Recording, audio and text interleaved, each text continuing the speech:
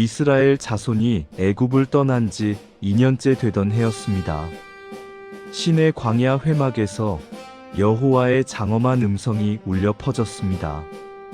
이스라엘 모든 회중을 가문과 종족에 따라 계수하라. 이것은 하나님의 거룩한 군대를 조직하는 위대한 부르심이었습니다. 모세와 아론은 각 지파 지도자들과 함께 명단을 작성했습니다. 20세 이상으로 전쟁에 나갈 장정들이 하나둘 모여들었습니다. 지파별로 명단이 기록되며 흩어졌던 마음이 하나로 뭉쳤습니다. 최종 집계된 하나님의 군사수는 60만 3,550명이었습니다. 이제 하나님은 이 거대한 군대에게 질서 있는 자리를 정해주십니다. 성막을 중심으로 동서남북 사방에 각 지파의 진영이 배치되었습니다. 해 돋는 동쪽은 유다 진영이 맡아 하나님의 영광을 먼저 맞이했습니다. 남쪽과 서쪽 그리고 북쪽까지 빈틈없는 호위망이 구축되었습니다. 이 질서 정연한 배치는 하늘의 군대와 같은 장엄한 모습이었습니다. 가장 거룩한 성막 주변은 오직 레위 지파만이 머물 수 있었습니다. 그들은 성막을 운반하고 하나님의 임재를 가장 가까이서 섬겼습니다. 레위인의 헌신 덕분에 이스라엘 진영은 거룩함을 유지할 수 있었습니다. 이제 이스라엘은 더 이상 우압지졸이 아닌 강력한 군대였습니다. 각자의 깃발 아래 질서 있게 모인 백성들의 눈은 빛나고 있었습니다. 성막 위 구름 기둥은 이 모든 군대를 다스리시는 총사령관이었습니다.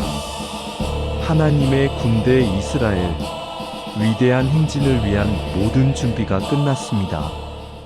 이스라엘 진영 위에는 하나님의 임재를 상징하는 구름이 머물러 있었습니다. 낮에는 구름이 성막을 덮었고 밤에는 불 모양 같은 것이 나타났습니다.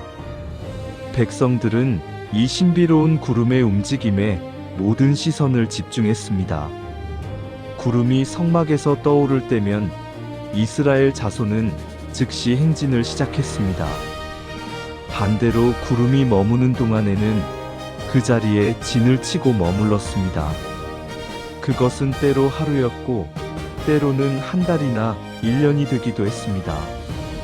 여호와의 명령을 따라 진을 치고 여호와의 명령을 따라 행진했습니다. 이어 하나님은 모세에게 2개의 은 나팔을 만들라고 명령하셨습니다. 수는을 두드려 만든 이 나팔은 온 회중을 소집하고 진영을 출발시키는 신호였습니다.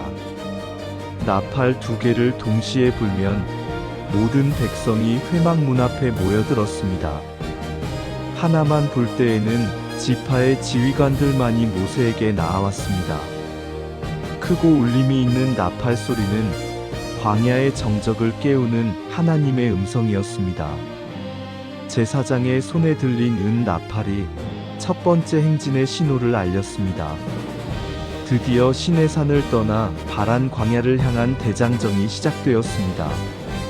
가장 먼저 하나님의 언약궤를 메고 레위인들이 앞장서서 나아갔습니다.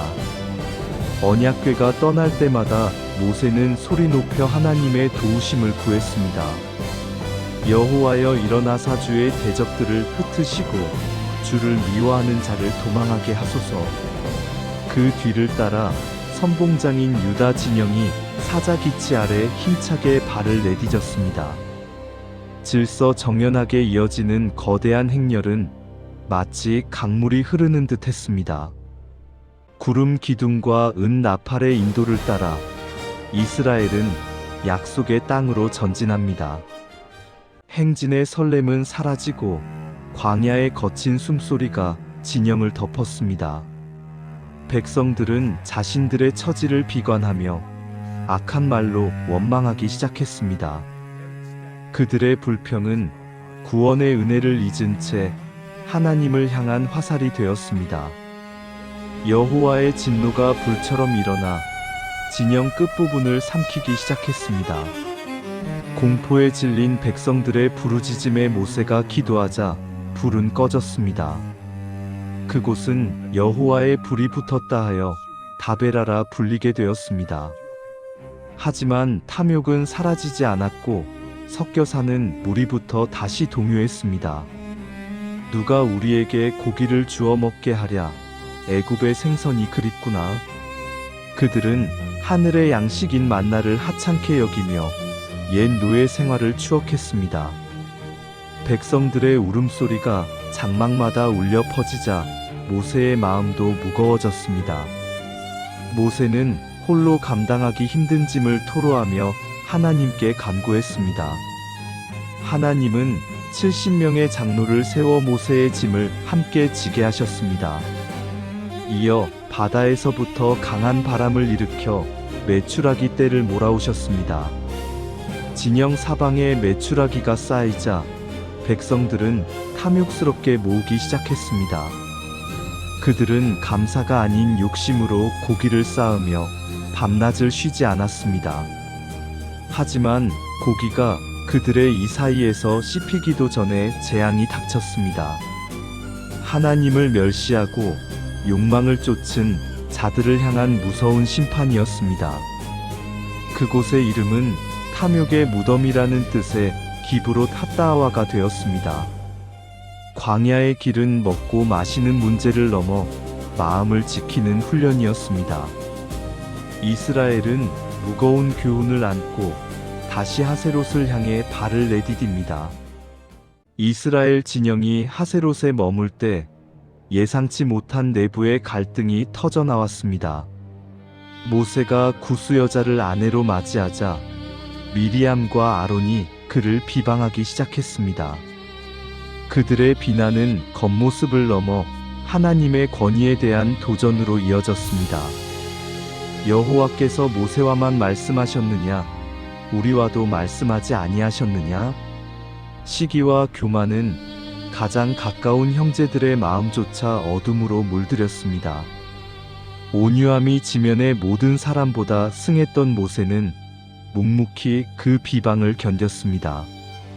하지만 하나님은 그들의 은밀한 대화를 모두 듣고 계셨습니다. 갑자기 여호와께서 모세와 아론, 미리암 세 사람을 회막으로 부르셨습니다.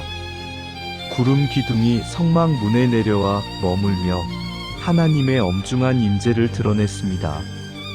하나님은 미리암과 아론을 향해 모세의 특별한 지위를 선포하셨습니다.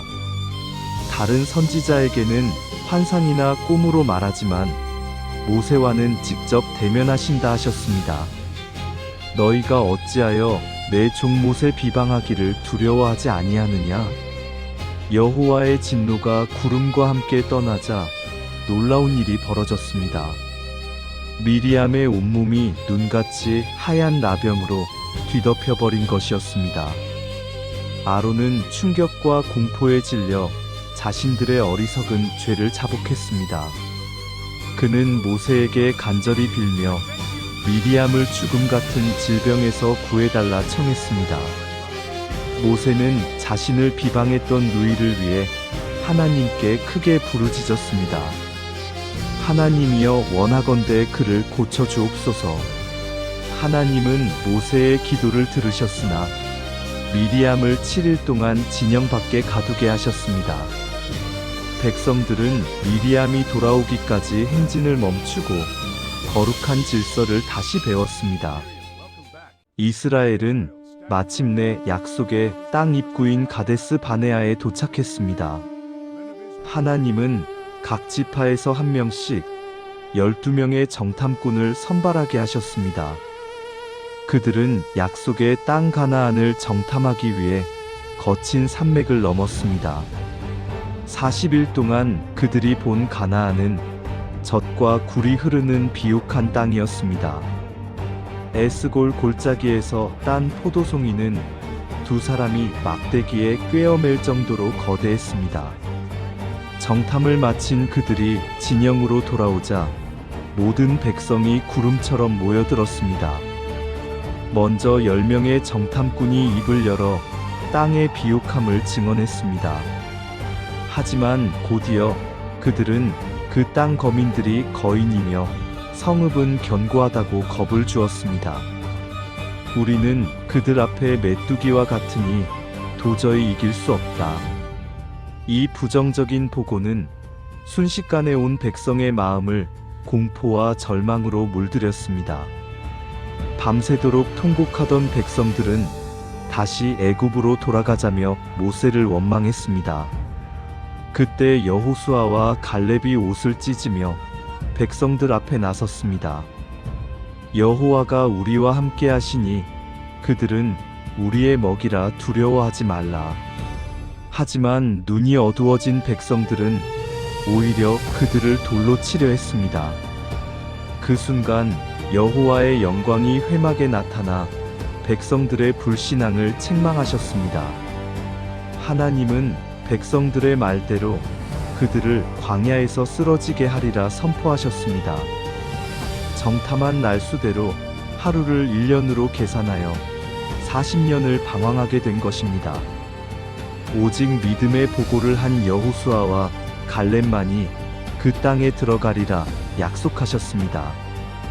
불신앙의 선택은 눈앞의 축복을 40년 뒤로 밀어내고 말았습니다. 이스라엘은 비통한 눈물을 흘리며 다시 거친 광야로 발길을 돌렸습니다.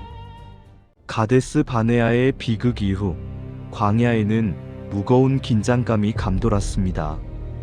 레위 자손 고라는 지도자 250명과 함께 모세에게 반기를 들었습니다. 여기에 다단과 아비람이 합세하여 거대한 반역의 무리를 형성했습니다. 너희가 분수에 지나도다 회중이 다 거룩한데 어찌 너희만 높이느냐? 그들은 하나님이 세우신 질서를 부정하며 자신들의 권리를 주장했습니다. 모세는 그들의 비방 앞에 엎드려 하나님의 판결을 기다렸습니다. 내일 아침 여호와께서 누가 자기에게 속했는지 보여주실 것이라. 다음 날 고라 일당은 각자 향로를 들고 성막 문 앞에 당당히 섰습니다. 모세가 다단과 아비람을 불렀으나 그들은 거만하게 거절했습니다.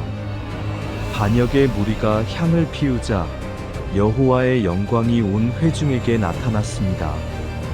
하나님은 진노하시며 백성들에게 반역자들의 텐트에서 떠나라고 명하셨습니다. 모세는 이 심판이 하나님의 권위로부터 온 것임을 백성들에게 선포했습니다. 이들의 죽음이 일반적이라면 여호와께서 나를 보내신 것이 아니니라. 모세의 말이 끝나자마자 발밑에 땅이 요동치며 거대한 틈이 생겼습니다. 땅이 입을 벌려 고라와 다단, 아비람의 가족과 모든 소유를 삼켰습니다. 그들은 비명과 함께 땅속 깊은 구덩이 속으로 흔적도 없이 사라졌습니다. 순식간에 땅이 다시 합쳐지자 온 이스라엘은 공포에 질려 도망쳤습니다. 동시에 여호와께로부터 불이 나와 향을 피우던 250명을 태웠습니다. 하나님의 거룩함을 훼손한 탐욕스러운 시도는 잿더미로 변하고 말았습니다. 이 두려운 심판은 지도권이 오직 하나님께로부터 몸을 각인시켰습니다. 고라 일당의 심판 이후에도 이스라엘 진영에는 여전히 불신의 잔재가 남아 있었습니다. 하나님은 논란을 종식하고 거룩한 질서를 세우기 위해 특별한 방법을 제시하셨습니다. 모세에게 각 지파의 지휘관들로부터 지팡이 하나씩을 가져오라고 명하셨습니다. 12지파를 상징하는 12개의 마른 지팡이가 모세 앞에 모였습니다. 모세는 각 지팡이 위에 지휘관들의 이름을 새겨 넣었습니다. 레위 지파의 지팡이 위에는 아론의 이름이 선명하게 새겨졌습니다. 하나님은 이 지팡이들을 증거궤 앞, 즉 지성소 안에 두게 하셨습니다. 내가 택한 자의 지팡이에는 싹이 나리니 이로써 원망을 그치게 하리라. 어두운 성소 안 마른 나무 지팡이들이 하나님의 영광 앞에 놓였습니다. 백성들은 긴장과 기대 속에 하룻밤을 보내며 하나님의 판결을 기다렸습니다. 다음 날 아침 모세가 다시 증거막 안으로 들어가 지팡이들을 확인했습니다. 놀랍게도 아론의 이름이 새겨진 지팡이 하나에만 생명의 역사가 일어났습니다. 하룻밤 사이에 죽었던 나무에서 파릇한 싹이 돋아나고 움이 텄습니다. 그뿐만 아니라 화사한 꽃이 피어났고 살구 열매까지 맺혀 있었습니다. 메마른 광야의 지팡이가 하나님의 생명력으로 가득한 생명나무가 된 것입니다. 모세는 기적의 지팡이를 들고 나와 모든 백성 앞에 높이 들어 보였습니다. 사람들은 자신의 지팡이를 되찾으며 아론의 지팡이에 나타난 기적을 목격했습니다. 이 경이로운 광경 앞에 지도권에 대한 모든 불평과 원망은 사라졌습니다. 하나님은 아론의 쌍난 지팡이를 다시 법궤 안에 보관하여 표징이 되게 하셨습니다. 생명의 꽃을 피우시는 하나님의 선택은 이스라엘의 새로운 질서가 되었습니다. 긴 방황 끝에 이스라엘은 다시 신광야 가데스에 이르렀습니다. 그곳에서 모세의 누이 미리암이 죽어 차가운 땅에 묻혔습니다. 슬픔이 가시기도 전에 진영에는 또다시 물이 부족해지기 시작했습니다. 백성들은 다시 모세와 아론을 에워싸고 거칠게 항의했습니다. 어찌하여 우리를 이 나쁜 곳으로 인도하여 목말라 죽게 하느냐? 지친 백성들의 원망은 광야의 열기보다 더 뜨겁게 타올랐습니다. 모세와 아론은 회막 문 앞에 엎드려 하나님의 도움을 구했습니다. 여호와의 영광이 나타나 모세에게 지팡이를 들고 회중을 모으라 하셨습니다. 하나님은 반석에게 명령하여 물을 내라고 세밀하게 지시하셨습니다. 모세는 여호와 앞에서 지팡이를 잡고 백성들을 반석 앞에 불러 모았습니다. 하지만 거듭되는 원망의 모세의 마음속에는 분노가 끓어올랐습니다. 반역한 너희여 들으라. 우리가 너희를 위하여 이 반석에서 물을 내려. 모세는 하나님께 영광을 돌리는 대신 자신의 분노를 쏟아냈습니다. 그는 반석에게 말하는 대신 손을 들어 지팡이로 반석을 2번 내리쳤습니다. 순간 견고하던 반석이 갈라지며 엄청난 양의 물이 쏟아져 나왔습니다.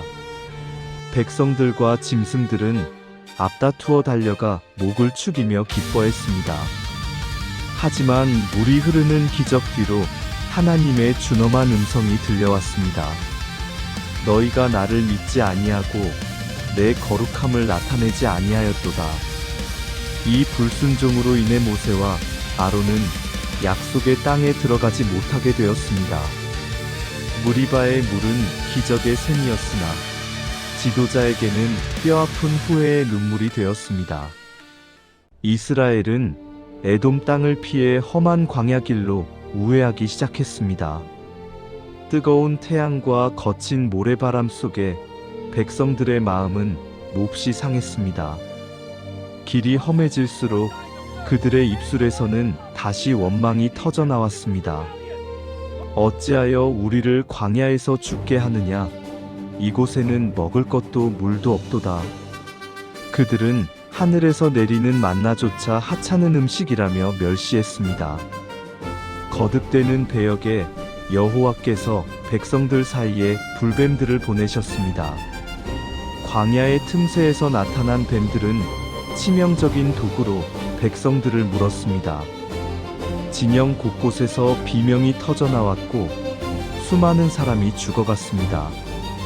공포에 질린 백성들은 자신들의 죄를 자복하며 모세에게 달려왔습니다.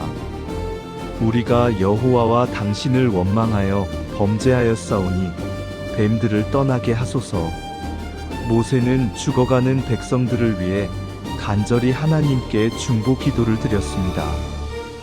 하나님은 모세에게 구원을 위한 특별한 처방을 내려주셨습니다. 불뱀을 만들어 장대 위에 매달라 물린 자마다 그것을 보면 살리라. 모세는 즉시 놋을 녹여 불뱀의 형상을 정성껏 만들었습니다. 높은 장대 끝에 매달린 놋뱀이 이스라엘 진영 중앙에 높이 세워졌습니다. 온몸에 독이 퍼져 죽어가던 자들이 마지막 힘을 다해 고개를 들었습니다. 장대 위에 놋뱀을 바라보는 순간 기적처럼 고통이 사라졌습니다. 독이 씻겨나가고 죽어가는 생명이 다시 살아나는 역사가 일어났습니다. 살 길은 오직 하나님이 제시하신 구원의 상징을 바라보는 것이었습니다. 놋뱀은 훗날 인류를 구원할 십자가의 사랑을 예표하는 영원한 표징이 되었습니다. 이스라엘이 모압 평지에 진을 치자 모압 왕 발락은 큰 두려움에 빠졌습니다. 그는 이스라엘을 저주하기 위해 멀리서 이방 선지자 발람을 불러들였습니다. 하나님은 발람에게 그들과 함께 가지 말며 이스라엘을 저주하지 말라 명하셨습니다. 하지만 발람은 재물의 유혹에 이끌려 모압 사신들을 따라 길을 나섰습니다. 발람이 나귀를 타고 가던 중 여호와의 사자가 칼을 빼들고 길을 막아섰습니다. 나귀는 칼을 든 천사를 보고 놀라 길을 벗어나 밭으로 들어갔습니다. 보지 못하는 발람은 화가 나 지팡이로 나귀를 3번이나 때렸습니다. 나귀가 담벼락에 발람의 발을 비비자 그는 더 큰 분노로 채찍질했습니다. 그때 여호와께서 나귀의 입을 여시니 나귀가 사람의 말로 항의했습니다. 내가 당신에게 무엇을 하였기에 나를 이같이 3번이나 때리나이까. 그제야 발람의 눈이 열려 길을 막고 선 여호와의 사자를 보게 되었습니다. 발람은 두려움에 땅에 엎드렸고 하나님의 뜻에 순복하기로 약속했습니다. 마침내 모압 왕 발락을 만난 발람은 높은 산 위 제단 앞에 섰습니다. 발락은 이스라엘을 저주하라 독촉했으나 하나님은 발람의 입을 다스리셨습니다. 저주의 말이 터져나와야 할 자리에 장엄한 축복의 예언이 선포되었습니다. 야곱이여 내 천막들이, 이스라엘이여 내 거처들이 어찌 그리 아름다운고. 발락은 분노하며 장소를 옮겨보았지만 하나님의 축복은 멈추지 않았습니다. 이스라엘은 원수들의 계략 속에서도 하나님의 전능하신 손길 아래 보호받았습니다. 저주하려던 입술은 오히려 장차 오실 메시아의 별을 노래하게 되었습니다. 하나님은 당신의 백성을 향한 악한 의도를 끊으시고 축복의 길로 인도하십니다. 40년의 세월이 흐르고 불신앙의 세대는 광야의 먼지로 돌아갔습니다. 이제 요단강 맞은편 모압 평지에서 새로운 역사가 시작됩니다. 하나님은 가나안 입성을 앞두고 2번째 인구조사를 명하셨습니다. 모세와 제사장 엘르아살은 20세 이상의 장정들을 다시 계수했습니다. 시내산에서 계수되었던 자들 중 오직 여호수아와 갈렙만이 남았습니다. 새롭게 일어난 이스라엘의 군대는 60만 1730명에 달했습니다.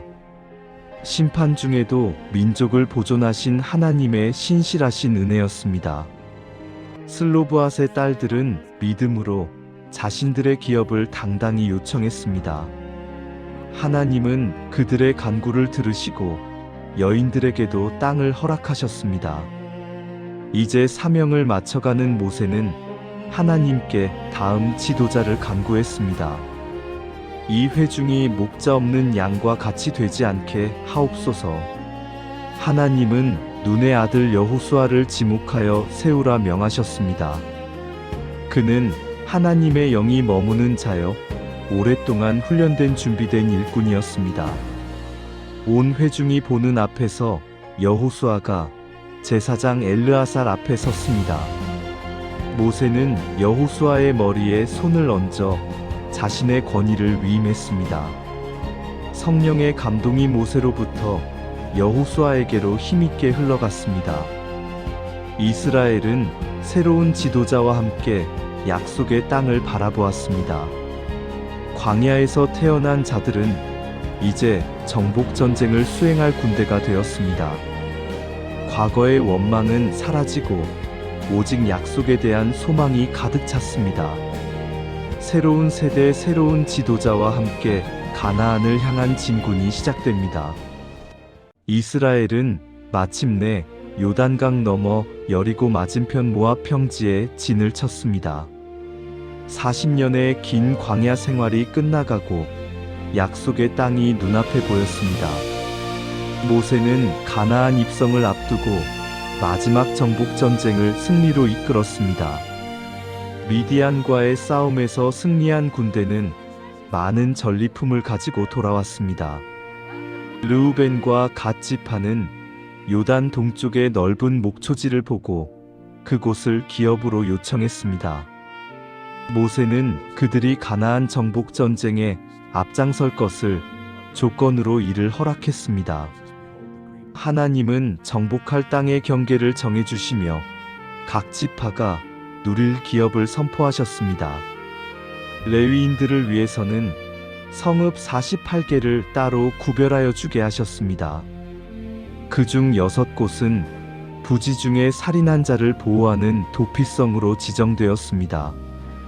도피성은 생명을 소중히 여기시는 하나님의 자비와 긍휼의 상징이었습니다. 이제 모세는 약속의 땅을 바라보며 지난 40년의 여정을 회상했습니다. 시내산에서 받았던 계명들은 이스라엘을 거룩하게 빚어낸 생명의 길이었습니다.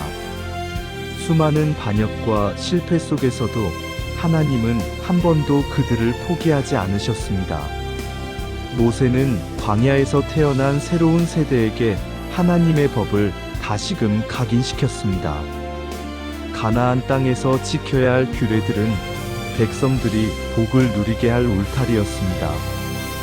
이제 약속의 땅을 향한 모든 준비와 배치가 완벽하게 끝났습니다.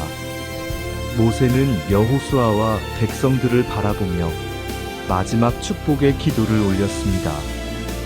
요단강 물결 위로 비치는 석양은 새로운 시대의 서막을 알리는 듯 했습니다. 이스라엘의 광야 길은 끝났으나 거룩한 백성으로서의 행진은 계속될 것입니다. 하나님의 약속을 품은 백성들은 이제 요단강을 건너 영광의 땅으로 나아갑니다.